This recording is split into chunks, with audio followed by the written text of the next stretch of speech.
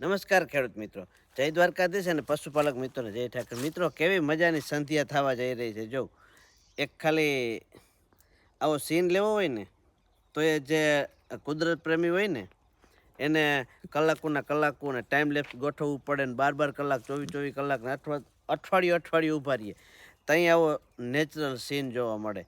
ખાલી સૂર્ય ઉદય ને સૂર્ય અસ્તની એક ઝાંખી થાય ને એટલે આખો કેમેરાનો રૂપરંગ બદલાઈ જાય. તો હલો એ બધું તો થયું, પણ આપણે તમે કહેતો કે ઘઉંમાં ઊભીને હું વિદ્યા જીકવા મીઠો, પણ ભાઈ એવું કંઈ નથી. વાડીમાં વાવેલી વસ્તુ છે ને પાછી ઊભી તો આપણો આ શું કહેવાય ગાર્ડન કહેવાય. ગાર્ડનની અંદર ઊભી અને વિડીયો બનાવવાની ઝલક જ કંઈક અલગ હોય. તો આજના વિડીયોની અંદર પશુપાલન વિશે થોડુંક જણાવવાનું જરૂરી છે. મિત્રો, આપણું પશુ વારંવાર ઉથલા મારતું હોય અથવા તો હીટમાં ના આવતું અથવા તો સમયે એટલે કે અલગ અલગ સમયે જ્યારે એની ઋતુ ના હોય છતાં આવે. હાલની તકમાં જ્યારે શિયાળાનો સમય હાલતો હોય અને ફૂલ ઠંડી પડતી હોય ત્યારે પશુઓને ખરેખર હીટમાં એટલે કે ગરમીમાં આવવા માટેનો યોગ્ય સમય હોય.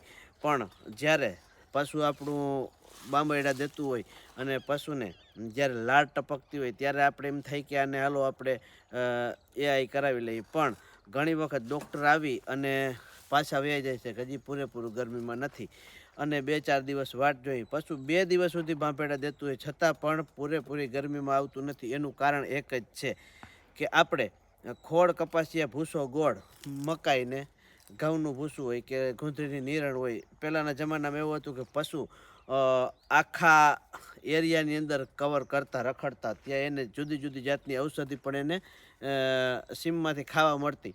તો હવે એના જેટલા ખનિજ તત્વો દૂર થઈ ગયા હોય ને એમાંથી એને મળતા. તો હવે વાત કેવી થઈ કે ખીલે ને ખીલે બાંધવાનું આપણો એક બિઝનેસ થઈ ગયો. પશુપાલનનો વ્યવસાય એક મોટો બધો બિઝનેસ થઈ ગયો. તો આ બિઝનેસની અંદર આપણે જોડાણા ને એટલે આ પશુને એક તો ચારવા જવા માટેની જમીને પણ રહી નથી અને જે છે ત્યાં આપણે લઈને જતા નથી. કેમ કે આટલા પશુને આપણે હિમાળાની અંદર છોડીને જઈ તો એકબીજાની ભેહું હામહામ્યું બાંધવા દોડે, આપણે એટલો ટાઈમ હોય નહીં, વ્યસ્ત રહેતા હોય.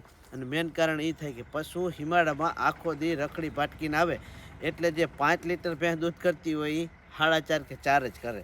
કેમ કે થોડોક એને હિમાળાનો ઓવાળ લાગે એટલા માટે આપણે નથી લઈ જતા. પણ તો આ ખનિજની માત્રા દૂર કરવા માટે આપણે એને ખોરાકની અંદર એડ કરી. જો મિનરલ મિક્સચર છે તમે ખવડાવતા જાઓ પશુને સારી કંપનીનું. હું એમ નથી કહેતો કે મારી કંપની આ છે આનું લ્યો, પણ અમે તો વધારે પડતું માહીનું સારી એટલે અમને આનો ફાયદો ઘણો બધો મળે છે.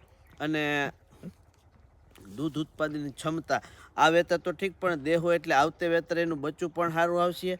અને મેન વાત એ છે કે દૂધમાં સારું આવીએ, જર કમ્પ્લીટલી પડી જાય અને ઘણી જે માંદું થવાનો પ્રોબ્લેમ છે આ દૂર થાય. અને ઠેરતું ના હોય ને ઉથલા મારતું હોય આ સમસ્યા પણ ઘણી બધી દૂર થઈ જાય. તો મિત્રો, ખરેખર આપણે થોડુંક આમાંથી કંઈક પણ જૂની જે વસ્તુ છે એમાંથી કંઈક નવું કરવાની જરૂર હોય એવું તમને લાગે તો મને કહેજો.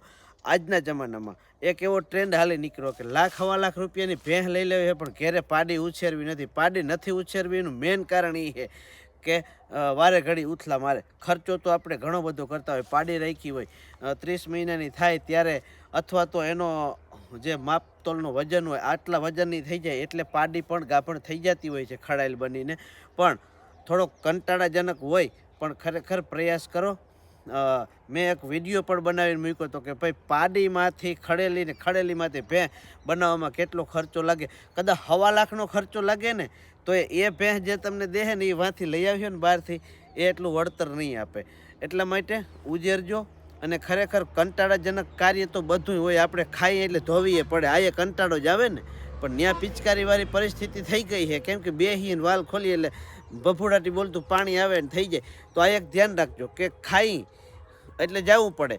તો પછી આપણે ધંધાને આપણા વ્યવસાયને આગળ વધારવો હોય તો નવું કંઈક કરવું ફરજિયાત બને છે. આપણે જ્યાંથી ભેહું લઈ આવી છે ને એ લોકો પાડિયું બનાવીને જ પછી ઉછેર કરીને મોટી મોટી ભેહું બનાવે. આવજો. જય દ્વારકાધીશ ને હર હર મહાદેવ.